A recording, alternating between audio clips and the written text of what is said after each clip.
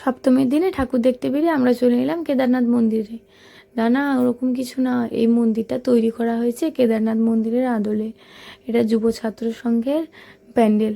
প্যান্ডেলটা খুব সুন্দর তৈরি করেছে, সামনে বেশ একটা শিবের মূর্তি আছে। আর প্যান্ডেলটা কেদারনাথ মন্দিরের আদলে তৈরি করা হয়েছে, তো বেশ দেখতে সুন্দর লাগছে। আর এতক্ষণ ভিড় ছিল, যেহেতু আমরা একটু দেরি করে বাড়ি থেকে বেরিয়েছি, এখন অনেকটা ফাঁকা হয়ে গেছে, তাই দাঁড়িয়ে আমরা সকলে মিলে একটা ছবি তুলছিলাম। এবার ভেতরের দিকে যাব, চলুন ঠাকুরের দর্শন করাই আপনাদেরকে।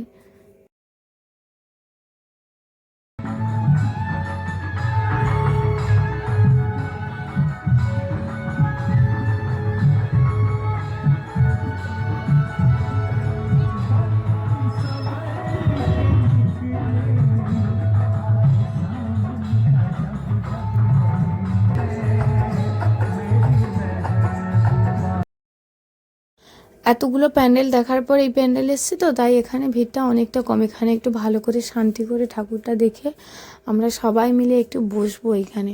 মায়ের মূর্তিটা দেখুন, খুব সুন্দর করে বানিয়েছে, ছোট্টর উপরে বেশ দারুণ সুন্দর মূর্তিটা হয়েছে।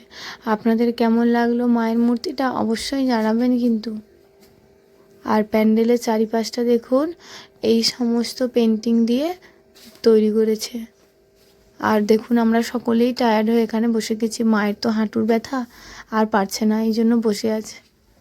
মা তো হাঁটুর ব্যথা, আর আমরা সকলে সুস্থ মানুষগুলো আর পারছি না, বসে আছি।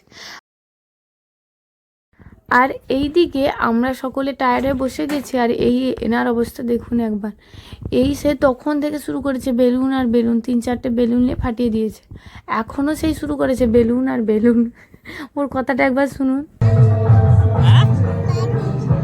বেলুন নেবে? চলো চলো।